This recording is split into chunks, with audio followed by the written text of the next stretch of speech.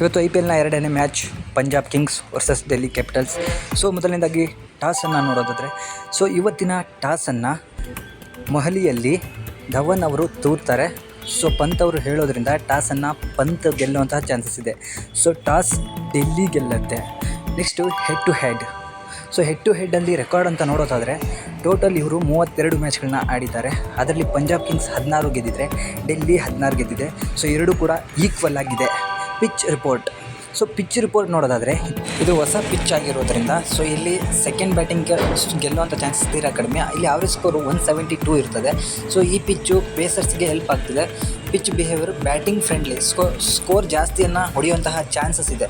Weather forecast ಬಂದು clear sky, so ಮಳೆ ಬರುವಂತಹ ಚಾನ್ಸಸ್ ಇಲ್ಲ ಅಂತ ಹೇಳಿದ್ದಾರೆ. ಸೊ ಟೆಂಪ್ರೇಚರ್ 26 ಡಿಗ್ರಿ ಇರ್ತದೆ. Chasing records.